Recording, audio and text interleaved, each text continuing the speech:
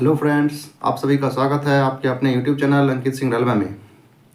मेरा नाम अंकित कुमार सिंह, बिहार राज्य का मधेपुरा ज़िले का स्थायी निवासी हूँ। रिसेंटली मैं आरआरसी ग्रुप डी 2019 में असिस्टेंट वर्क्स के पद पर धनबाद जंक्शन पर कार्यरत हूँ।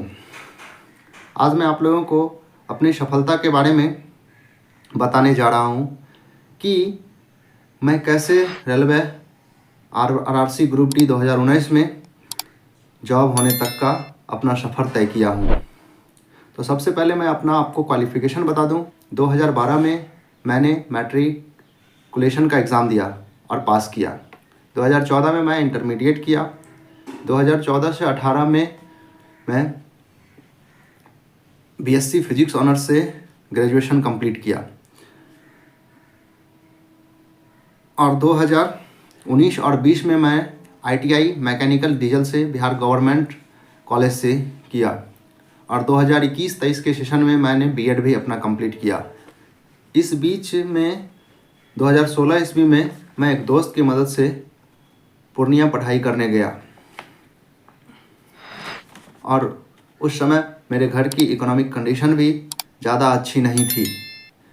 फिर भी मैंने सोच लिया कि मुझे वहाँ जाके पढ़ाई करनी है। वहाँ जाने के तुरंत बाद मैं खुद ट्यूशन ढूंढा ताकि मैं खुद का खर्च मैनेज कर सकूं।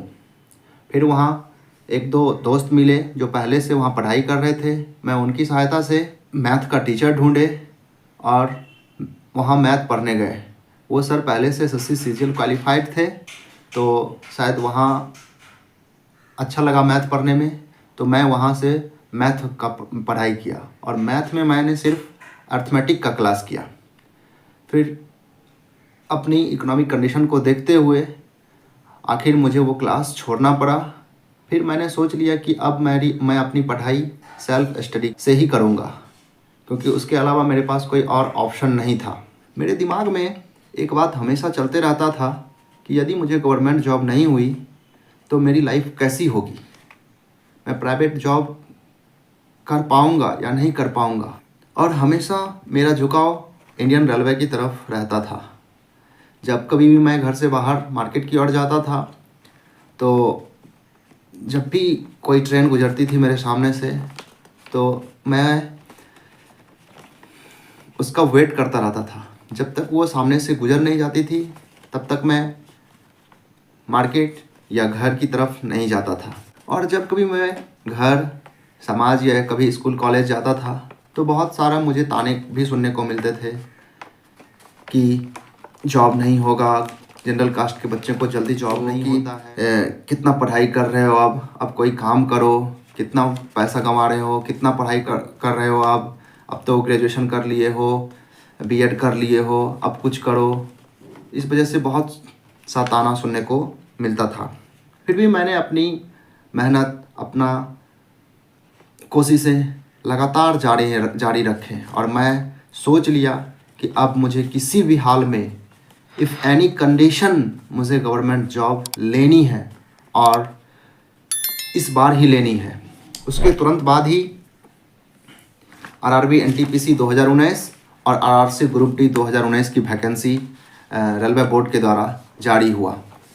मेरा सबसे पहला प्रायोरिटी था कि मुझे किसी भी तरह से जॉब हो जाए और मेरे दिमाग में फिट था कि मुझे आरआरबी एनटीपीसी का फॉर्म जो है चेन्नई डिवीज़न से फॉर्म फिलअप करना है। तो मैंने आरआरबी एनटीपीसी 2019 का फॉर्म चेन्नई डिवीज़न से फॉर्म फिलअप किया और आरआरसी ग्रुप डी 2019 का फॉर्म हाजीपुर जोन से फिलअप किया। फिर मैं अपनी तैयारी में पूरी तरह लग गया और रात भर जाग कर पढ़ना शुरू कर दिया। जो भी बुक पढ़ना शुरू करते थे और सोच लिए थे कि जब तक इस बुक को ख़त्म नहीं करना है तब तक कोई दूसरा बुक नहीं पढ़ना है, उसको किसी भी हाल में पहले ख़त्म करते थे, फिर दूसरा बुक पढ़ाई करते थे। सेट बनाना शुरू किया, खुद से सेट का डिस्कशन करते थे, खुद से उसको कॉपी में नोट करते थे, फिर उसको बार बार रिवाइज़ करते थे। जीके के लिए लूसेंट बुक पढ़ते थे और सेट से जो भी क्वेश्चंस नहीं सॉल्व होता था उसको फिर कॉपी में नोट करके लिखते थे और फिर कोई और बुक आज मिल जाता था तो कभी उसको पढ़ लेते थे। साइंस के लिए मैंने एनसीईआरटी 9th-10th का बुक पढ़ा था, लूसेंट के साइंस का बुक पढ़ा था और 9th-10th का रेफरेंस बुक आलोक प्रकाशन का मेरे पास था जब मैंने 9th-10th का पढ़ाई कर रहा था। तो वो बुक पढ़ के मैंने अपना साइंस कंप्लीट किया हूँ। रीजनिंग में बस जब सेट सॉल्व करता था तो उसी से जो रीजनिंग बनाते थे उसी में जो क्वेश्चन नहीं बन पाता था तो डिस्कशन करते थे। तो मैंने रीजनिंग इसी तरह से अपना कंप्लीट किया। करंट अफेयर्स के लिए मैं अड्डा 247 पे हर दिन 10 टॉपिक्स का करंट अफेयर्स डीपली आता था, मैं उसको कॉपी में नोट करता था और प्रतियोगिता दर्पण का बुक परचेज करके उसको भी पढ़ते थे और फिर एडिटोरिया का बुक पढ़ते थे और फिर एसपीडी का बुक पढ़ते थे। इस तरह से मैंने अपना करंट अफेयर्स कंप्लीट किया था।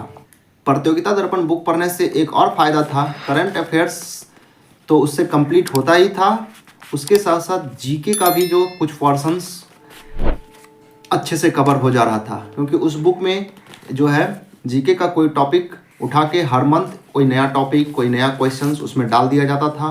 कोई हिस्ट्री से रिलेटेड, कभी ज्योग्राफी से रिलेटेड, कभी पॉलिटी से रिलेटेड, कभी साइंस से रिलेटेड। तो उससे मैं उससे भी मेरा जीके ज़्यादा बूस्टअप हुआ था। आरआरबी एनटीपीसी का एग्ज़ाम 2021 में हुआ और मैं प्रीलिम्स में रॉ मार्क्स 77 नंबर लाके मेरा फाइनल सिलेक्शन हो गया और मैं सभी लेवल के लिए क्वालिफाइड हो गया। लेवल 6, लेवल 5, लेवल 2 और लेवल 3, जितने भी सारे लेवल के एग्ज़ाम हुए थे सभी में मेरा फाइनल सिलेक्शन हो गया। फिर लेवल 6 का मेंस का एग्ज़ाम हुआ। फिर लेवल 6 के मेंस के एग्ज़ाम में भी मैं 63 नंबर लाके क्वालिफाइड हो गया। फिर मेरा साइको हुआ, मैं साइको में भी क्वालिफाइड हो गया फाइनली, लेकिन मेडिकल इशू के वजह से मेरा लेवल 6 स्टेशन मास्टर का फाइनल सिलेक्शन नहीं हो पाया, जिसकी वजह से मुझे बहुत अफसोस हुआ। मैं बहुत ज़्यादा रोया भी, मैं बहुत फ्रस्ट्रेट होने लगा। फिर मुझे लगा कि अब जॉब नहीं होगी, मुझे मेरा मेडिकल स्टैंडर्ड ख़राब हो गया है। तो फिर लेवल 5 और लेवल 2 में भी मेरा सिलेक्शन हो गया मेंस में। टाइपिंग उसमें मैं बस टाइपिंग में डिस्क्वालीफाई हो गया। लेवल 3 में मेरा नंबर 84 नंबर रॉ मार्क्स था और बच्चों का फाइनल सिलेक्शन 85 नंबर्स पे हुआ। फिर बाद में बोर्ड 2-3 लड़कों को और बुलाया, तो ऐसा लग रहा है मुझे कि मैं 84 और 85 के बीच में कहीं मेरा मार्क हुआ है, लेकिन मेरा फाइनल सिलेक्शन नहीं हो पाया, जिस वजह से मैं बहुत ज़्यादा टूट चुका था, बहुत फ्रस्ट्रेट हो चुका था कि अब मुझे जॉब नहीं होगी, अब मैं हार गया हूँ। फिर मैं अपने आप को खुद को संभाला। फिर आगे आरआरसी ग्रुप डी का एग्ज़ाम था, जिसका एग्ज़ाम मेरा कलकत्ता में हुआ था। तो मैं उसमें पूरी ज़ोर तोड़ से फिर मेहनत किया, फिर अपनी पढ़ाई को बहुत अच्छे से कंप्लीट किया। फिर मैं आरआरसी ग्रुप डी 2019 दिया, जिसमें मुझे 65 नंबर के करीब प्राप्त किया और मेरा फाइनल सिलेक्शन, मैं पीईटी के लिए क्वालिफाइड हो गया। पीईटी में फिर वेट कैरिंग मैं 43 सेकंड में ही कंप्लीट कर लिया, जबकि टाइम 2 मिनट के करीब दिया गया था। रनिंग 4 मिनट 15 सेकंड का टाइम था, जिसमें मैं 3 मिनट 50 सेकंड में अपना रनिंग कंप्लीट कर लिया। तो मेरा पीईटी क्वालिफाइड हो गए हम। मेरा फाइनल सिलेक्शन धनबाद डिवीज़न में असिस्टेंट वर्क्स के पद पे धनबाद जंक्शन पे पर ही हो गया। तो अंत में मैं आपसे इतना ही कहना चाहूँगा दोस्तों कि आप भी अपना सारा ताकत, अपनी सारा energy RRB NTPC 2025, RRB group D 2025 में अपनी पूरी ताकत लगा दें, पूरी जोर लगा दें, पूरी एनर्जी लगा दें, जिससे आप भी सिलेक्शन ले पाएँ। जब हम अब इतनी कठिनाइयों का सामना करने के बाद अपनी हार नहीं माने, मैं जॉब ले कर रहा हूँ, तो शायद मैं आपसे भी गुजारिश करूँगा कि आप भी अपनी पूरी ताकत लगा दें। इसके लिए चाहे जितना पढ़ाई करना पड़े, जितनी कोशिश करनी पड़े, जितनी मेहनत करनी पड़े, आप अपनी सारी ताकत को लगा दें और RRB group D 2025, RRC group D 2025 में आपका एक सीट आपके लिए हो जाए, आप जॉब में हो जाए। थैंक यू दोस्तों, आज के लिए इतना ही। फिर मिलते हैं आगे की वीडियो में। यदि वीडियो आपको अच्छा लगा हो तो आप इसे आगे अपने दोस्तों के साथ शेयर कर दें, सब्सक्राइब कर दें, लाइक कर दें, ताकि मैं फिर अगले वीडियो के साथ आपसे मिलते रहूं।